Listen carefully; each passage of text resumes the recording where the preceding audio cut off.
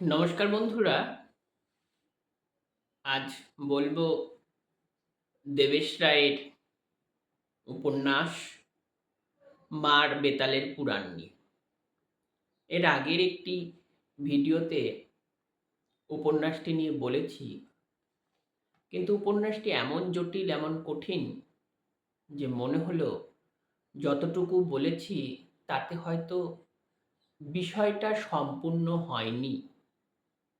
সেজন্য মনে হলো যে লিখে তারপর সেই অংশটি পাঠ করব, না হলে উপন্যাসটির প্রতি সঠিক বিচার যেমন করা হবে না, তেমনি উপন্যাসটির তত্ত্ব, উপন্যাসটির নিরীক্ষণ, উপন্যাসটির অবয়ব, উপন্যাসটির ফর্ম নিয়ে যত চিন্তা লেখকের আছে তা পাঠকের কাছে সমান আকারে ধরা দেবে না। তাই আমি লেখাটি মোটামুটিভাবে পড়ছি। দেবেশ রায়ের মার বেতালের পুরাণ। দেবেশ রায়ের মার বেতালের পুরাণ শুরু হয়েছে বুদ্ধ ও তার শিষ্য পিণ্ডলের সংক্লাপ দিয়ে। মৃত্যু, মৃত্যুরেণু, মৃত্যুর চলমানতাকে সামনে রেখে অস্তিত্বের কাঠামোয় তিনি পৌঁছে যান। বুদ্ধ ও পিণ্ডল থেকে মার বেতালের জীবনচক্র অস্তিত্ব চক্রে ক্ষণিক অবতীর্ণ হয়েই বাঁক নেন। সুবর্ণ নিবিড় দম্পতির সন্তানহীনতাকে সামনে রেখে বঙ্গীয় ট্যাবু সংস্কারে অবতীর্ণ হন। আজও বাঙালি সমাজে সন্তানহীনতার জন্য কন্যাকেই দোষারোপ করা হয় এবং পুরুষ নিজের হরমোন পরীক্ষা করে না। সুবর্ণ সন্তান অ্যাডাপ্ট করতে চায়, সেটাও সম্ভব হয় না, কেননা সে HIV পজিটিভে আক্রান্ত। এই পরিস্থিতিতে দম্পতির নৈতিকতা অনৈতিকতা, সামাজিক ট্যাবু, সংস্কার, বিজ্ঞান চেতনা ও বিজ্ঞানকে গ্রহণ করার দ্বিধাদ্বন্দ্ব নিয়ে বয়ান গড়িয়ে চলে। বলা ভালো, এই বৃত্তান্তে চেনা দেবেশ রায়কে অনেকটাই অচেনা লাগে, হালকা লাগে।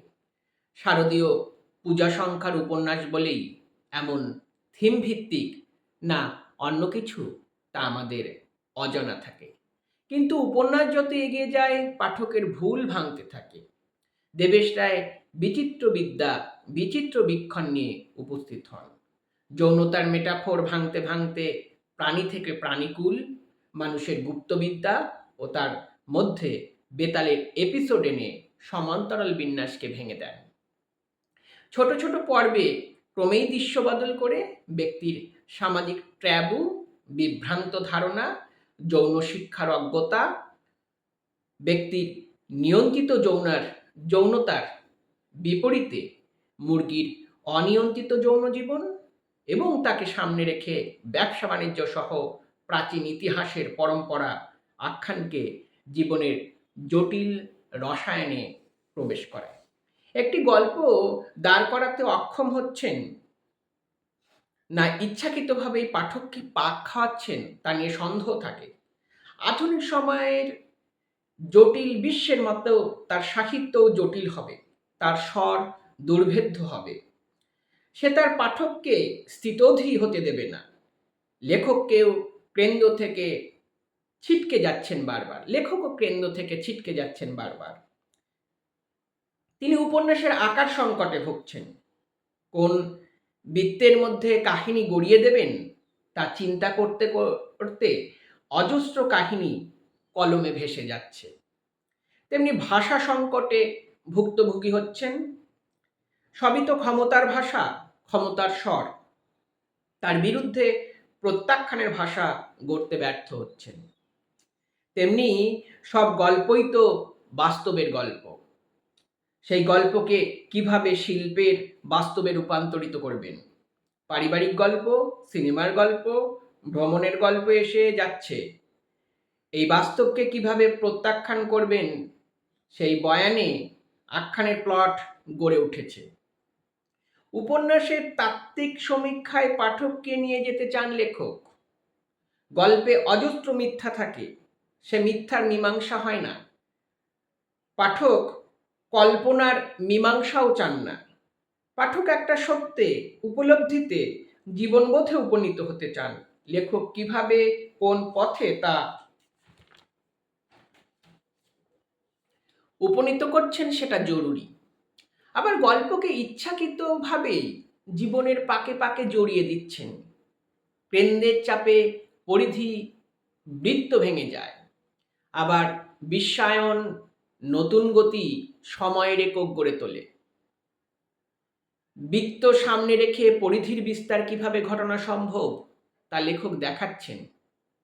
ফলে গল্পে দেশ ছাড়িয়ে বিদেশের পটভূমি চলে আসছে। তেমনি তা সংযোগ সূত্রে বজায়ও থাকছে। তেমনি গল্পের পরিসর, ক্ষমতা পাঠককে বশ করে রাখার মোহত বিশ্বায়নের যুগে ভেঙে যাচ্ছে। রূপকথা, উপকথার গল্প পুরাতন হয় না। সে কথওয়ালের জোর না গল্পের জোর তা আমরা জানি না। তা ধীর, স্থির, মন্থর। কিন্তু আধুনিক গল্প তো রবীন্দ্রকথিত সংজ্ঞা মোতাবেক কখনো বিস্ময়, কখনো আক্ষেপ, কখনো শূন্যতা, কখনো একটা বাঁক বা লেখকের ভাষায় বোম ফেলে শেষ করে দেওয়া।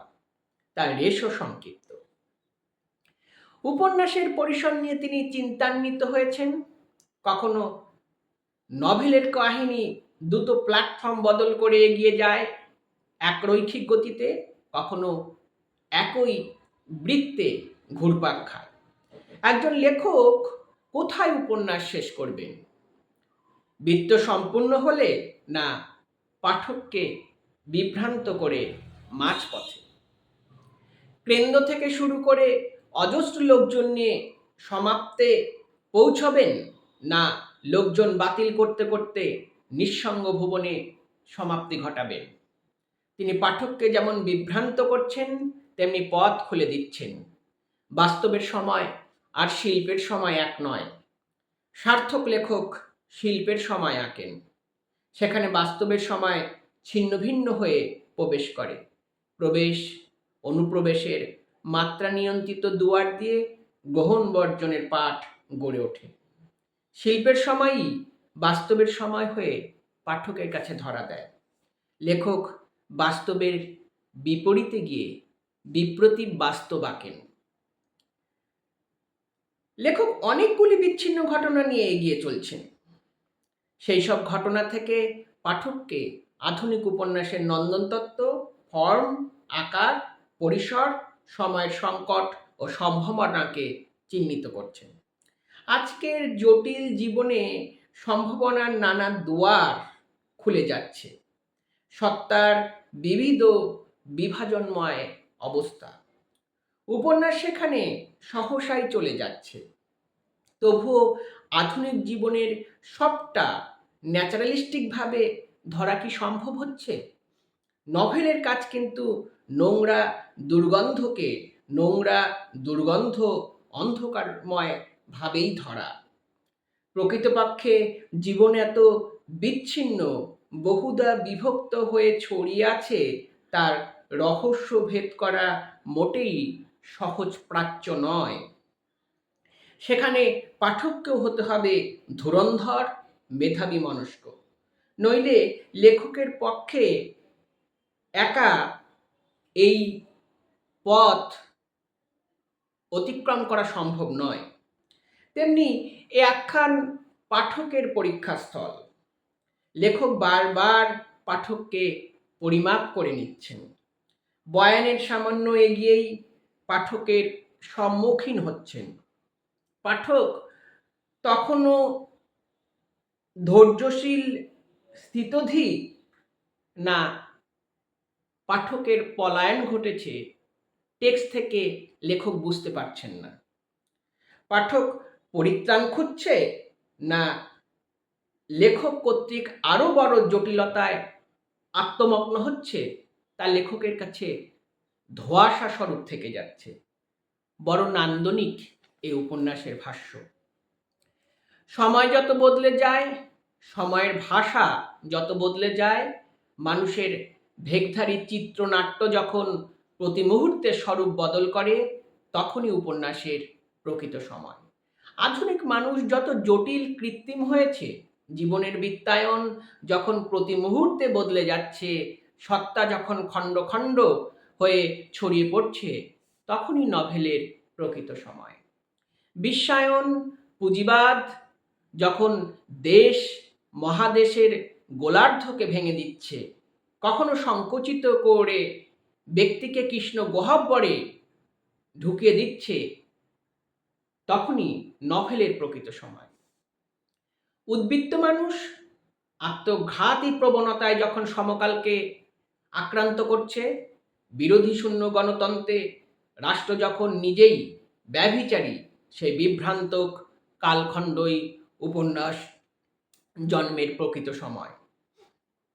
দেবেশ রায় মার বেতালের পুরাণ আখ্যান বাংলা উপন্যাসের নব্য পরিসর, বাংলা উপন্যাসের আবহমান পাঠ সংস্কৃতিকে তিনি এখানে ধাক্কা খাইয়েছেন। বলা ভালো, নব্য পাঠক তিনি গড়ে নিচ্ছেন। বিংশ শতক থেকে 21 শতকের পাঠকের মানসিক অবস্থান পৃথক হতেই হবে। আজকের পাঠকের দায়িত্ব চিন্তা ক্ষমতা, বিশ্লেষণ প্রবণতা ও আখ্যানের সত্যকে উপলব্ধির কার্যকারিতা তীব্র থেকে তীব্রতর হতেই হবে। সেই দীক্ষিত পাঠকের জন্য তিনি তুলে দেন মার বেতালের পুরাণ টেক্সট। উপন্যাসের ফর্ম নিয়ে আখ্যানে বিচিত্র পরীক্ষায় অবতীর্ণ হয়েছেন দেবেশ রায়। মুহূর্তে মুহূর্তে লেখার ধরন বদলে দিচ্ছেন। মার বেতাল থেকে এইডস আক্রান্ত দম্পতিকে সামনে রেখে অস্তিত্ব, সত্তা, অন্ধকার, ভয়, রক্তের লীলায় বিচিত্র বীক্ষণে পাঠককে যেমন ভাবাচ্ছেন, তেমনি ক্রমাগত ফর্ম বদল আধুনিক উপন্যাসের জটিলতাকে বারবার প্রমাণিত করছে। সকলে যখন পুরাণ থেকে উপন্যাসে ফিরছেন, পুরাণের বিষয়সজ্জা, ভাবনা, উপকরণ নিয়ে উপন্যাসের প্লট সাজাচ্ছেন, তখন দেবেশ রায় উপন্যাস থেকে পুরাণে ফিরতে উদ্গ্রীব।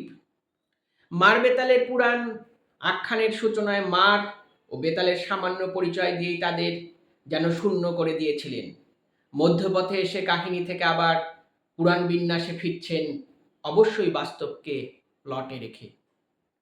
অস্তিত্বের সমস্যা, ব্যক্তির বাঁচা মরার দ্বন্দ্ব, পুঁজিবাদের বিকাশ, জীবনদায়ী ওষুধের রমরমা, যুক্তি প্রতিযুক্তির মধ্য দিয়ে ব্যক্তির পথ চলার জটিলতা ক্রমেই উকি দেয়। বিক্রমাদিত্য, বেতাল, ভর্তহরি মধ্য দিয়ে অমরতার ফল ভক্ষণ, পতিতা, স্বামী চিন্তা, স্ত্রী চিন্তা, রাজ্য ত্যাগ, ভোগের মধ্য দিয়ে গল্পের পুরাতাত্ত্বিক পাঠ, রাজনৈতিক পাঠ, নারীবাদী পাঠ, সামন্ততান্ত্রিক পাঠ আবিষ্কৃত হতে থাকে। আধুনিক উপন্যাস তো শুধু গল্প বলে না, গল্পের মোড় ঘুরিয়ে পাঠকের মস্তিষ্কে অনবরত ঢিল ছোড়ে, এমনকি পাঠককেও পরীক্ষা করে নেয়। সেই কাজটাই দেবেশ রায় এই আখ্যানে করেছেন। যৌনতার সঙ্গে ক্ষমতা, অর্থনীতি সম্পর্কযুক্ত, ধারণা নিয়ে বাঁচা বা বাঁচার জন্য ধারণা তৈরি করা, এসব তাত্ত্বিক সত্যে পাঠককে উপনীত করছেন। সাধারণ মানুষ কেন বাঁচছেন, বাঁচার তত্ত্ব সমীকরণ কি, কিছুই জানে না। কেবল বাঁচার টানে, দুমুঠো ভাতের টানে, সময়ের টানে, সংসারের টানে, ভালোবাসার টানে বাঁচে। আত্মহত্যা অন্যায় বলে জীবন সুন্দর বলে বাঁচে, অন্যদিকে ভোগবাদী জীবন, অধিক রোজগারের জীবন বাঁচার উপর প্রভাব ফেলে, এমনকি যৌনতার উপরও। বেতাল এ আখ্যানের ভূমিকা স্বরূপ। বেতালের গল্পের মুখরা করে লেখক আধুনিক জীবনের জটিল ব্যাধি আক্রান্ত ভাষ্যে চলে যাচ্ছেন। মনস্তাত্ত্বিক সংকট, কাউন্সেলিং, বেঁচে পড়তে থাকার সমূহ সত্য, নিয়ন্ত্রিত অনিয়ন্ত্রিত যৌনতা, ভোগবাদ, কৃত্রিমতা, ভণ্ডামি, অস্থিরতা, স্বাধীনতা ও স্বেচ্ছাচারিতা মিলে জীবনের দ্বন্দ্বমুখর ভাব সংকেতে পৌঁছে যান। সংবাদপত্রের কাটিং, প্রশ্ন উত্তর ধরন, জিজ্ঞাসা প্রতিজিজ্ঞাসা ও বক্তব্যকে বিভিন্ন কৌণিক বিন্দু থেকে নিরীক্ষণের অভিপ্রায় আখ্যানের টেক্সটকে দৃঢ় প্রত্যয়শীল করে তোলে। আখ্যানের খোলসটা বিক্রমাদিত্য ও বেতালের, কিন্তু কথা বর্তমানে ক্রাইম দুর্বৃত্তায়নের। অতীতের চরিত্রের মুখে আজকের ব্যভিচার, অন্ধকার, দুর্নীতি, ক্রাইম, পৈশাচিক ইতিবৃত্ত বসিয়ে দিয়েছেন। ভাষা ও শব্দ একালের, মানুষের মূল্যবোধ, জীবনবোধ, জীবনের চাওয়া পাওয়ার মাপকাঠি বদলে যাচ্ছে। তাই সেদিনের ছক অচল, শুধু কাঠামোটা চলতে পারে। রূপকথায় অজস্র পুনরাবৃত্তি থাকলেও রূপকথার পর্বান্তর সম্ভব নয়। প্রাচীন রূপকথার ভগ্নস্তূপের ওপর গড়ে উঠেছে আধুনিক রূপকথা। তেমনি স্মৃতি এক কুহক, স্মৃতি এক অসুখ, স্মৃতি এক ভাবমণ্ডল। মানুষকে স্মৃতিবিমুখ করে তোলাই সভ্যতা পুঁজিবাদের কাজ। মানুষ বাঁচে স্মৃতিতত্ত্বে, সৃষ্টি সুখে। বেতালের মধ্য দিয়ে লেখক স্মৃতির ডিসকোর্সে নেমে যান। ইতিহাসও কি স্মৃতির অংশ? যৌনক্রিয়া, ভাঙনের মধ্য দিয়ে গড়ন, গড়নের মধ্য দিয়ে ভাঙন, স্মৃতির আলিঙ্গন, স্মৃতির পার্শ্বক্রিয়া, স্মৃতির সর্বজনীন পরিণাম, ব্যক্তির স্মৃতি থেকে গোষ্ঠীর স্মৃতিতে রূপান্তরের মধ্য দিয়ে জগৎজীবনের সারোৎসারের ব্যাখ্যাকর্তা হয়ে ওঠেন লেখক। বিভ্রান্ত স্মৃতি, স্মরণ থেকে বিস্মরণ, রাষ্ট্রের স্মৃতি থেকে পুঁজিবাদের স্মৃতিহীন করে তোলার কৌশল নিয়ে নবম অধ্যায় পরিব্যাপ্ত হয়ে থাকে। দেবেশ রায় গদ্যের কারুকার্যে, ভাবমন্থনের অনবরত প্রবহমানতায় পাঠককে ভাসিয়ে নিয়ে যান। শুধু ভাসানোই নয়, নিরন্তর চিন্তামগ্ন করে পাঠ সেতুকে প্রত্যয়ী আত্মায় পরিণত করেন। যে আত্মা পাঠককে বৃত্ত থেকে ব্যাসার্ধে, কেন্দ্র থেকে পরিধিতে, আত্মকুম্ভ থেকে বহির্বিশ্বের অনন্ত লোকে পৌঁছে দেয়। একাধিক রিপোর্টে রাজসভা, মন্ত্রিসভা, নেতামন্ত্রীদের ভণ্ডামি, আন্ডারওয়ার্ল্ড, কালো টাকা, সন্ত্রাসবাদ, রাষ্ট্রীয় সন্ত্রাস, বাবরি মসজিদ ধ্বংস থেকে গুজরাট দাঙ্গা আখ্যানের সুনির্দিষ্ট আকারকে ভেঙে দেয়। আখ্যানের সূচনায় যে দেবেশ রায় উপন্যাসের আকার সংকটে ভুগছিলেন, শেষ পর্যায়ে তিনি বহু বিস্তীর্ণ পরিসরে আখ্যানকে উন্মুক্ত করে দেন। এমন সময় আসে যখন সময়ের জটিলতা শতবাহু বাড়িয়ে এমনভাবে উন্মোচিত হয় যে প্রকৃত আখ্যানকার তা ধরতে বাধ্য হন। তখন সময়ের দৈত্যস্বরূপ, জটিলতা, রহস্য জালি ন্যারেটিভের ফর্ম হয়ে ওঠে। আবার কখনো লেখক খুব পরিকল্পিতভাবে নিজেকে গুটিয়ে নেন। সে জটিল সময়কে প্রত্যাখ্যান করে ব্যক্তির অস্তিত্বকে কুণ্ডলী পাকিয়ে উপন্যাসের ফর্মে পরিণত করে। দেবেশ রায় এ আখ্যানের সুনির্দিষ্ট বৃত্তকে খুব পরিকল্পনা মাফিক ভেঙে দিয়েছেন। অজস্র মেটাফোর, রিপোর্ট, গল্প, টুকরো বয়ান, সময়ের জটিলতা, গৃহযুদ্ধ নিয়ে নব্য উপন্যাসের সন্ধানে বেরিয়ে পড়েন। অসংখ্য চরিত্রকে সামনে রেখে ক্ষুদ্র ক্ষুদ্র বৃত্তে দেশকাল, সভ্যতা, রুচি, ভোগবাদ, পুঁজিবাদ, মধ্যবিত্ত, সিম্ফনি, ট্যাবু, কোলাহল, উত্তেজনা, গল্প গুজব নিয়ে হরেক রকম জীবন সত্যে সময়ের নানামাত্রিক সুরকে ধরতে চান। নেশাগ্রস্ত, বিকৃত উন্মাদ, আড়াল খোঁজা, বিভ্রান্তভাবে বাঁচতে চাওয়া, নগর কলকাতার চরিত্র সমস্ত মিলে লেখক জীবনের বিচ্ছিন্ন সত্যগুলিকে সমগ্রতায় ধরতে চান। মৃত্যুর ছায়া, হত্যাযজ্ঞ, হত্যার পরিকল্পনা, খুনের নিশানা, খুনের চিহ্ন রেখে যাওয়া, খুনের পরিকল্পনার মধ্যে কল্পনায় ভেসে যাওয়া নিয়ে মৃত্যুর একাধিক এপিসোড নির্মিত হয়ে চলে। নভেল থেকে পুরাণ যাত্রা, পুরাণ থেকে নভেল যাত্রা ভ্রমণের মধ্য দিয়ে আধুনিক জীবনের একাধিক জটিল বিষয় বিশ্লেষণ করে চলেন লেখক। মার বেতাল থেকে যম নচিকেতার মধ্য দিয়ে অস্তিত্ব, সত্তা, মৃত্যু, খুন, কল্পনা, সন্ত্রাস, নেশা, বিশ্বায়ন, ভোগবাদ, পুঁজিবাদ একাকিত্ব, নিঃসঙ্গতা, প্রেম, যৌনতা, ক্ষমতাবৃত্তের একাধিক স্তর নানা মাত্রায়, নানা বিন্যাসে, নানা উপাখ্যানে ভেসে যায়। পরিত্রাণহীন এক মুক্তির পথে নিঃশব্দ আর্তনাদের মুখোমুখি দাঁড় করিয়ে লেখক নভেল ত্যাগ করেন। মৃত্যুই যেহেতু জীবনের পরিসমাপ্তি, সেই মৃত্যুর দর্শন, পুরাণ, তত্ত্ব, মৃত্যুকে দেখা ও বিশ্লেষণের বিবিধ সোপানে গ্রহণ, প্রত্যাখ্যানের বিবিধ ভাষ্যে আখ্যানের খোলস, বাস্তব থেকে পুরাণে, পুরাণ থেকে বাস্তবে নিরন্তর যাতায়াতের মধ্য দিয়ে জীবন নরকের সন্ধি প্রস্তাব রচিত হতে থাকে। তত্ত্ব থেকে নভেল, নভেল থেকে তত্ত্ব, মানব জীবনের সমূহ সত্যের মনস্তাত্ত্বিক, চেতন, অবচেতন পাঠ, ব্যক্তির মানসিক ক্রিয়ায় যুক্তি, কল্পনা, সঠিক বিভ্রান্ত বোধের নাশকতামূলক চোরাটান ও শুভ বুদ্ধির বহুমাত্রিক দ্বন্দ্বের নিরীক্ষণযোগ্য পাঠ এই উপন্যাস। ধন্যবাদ।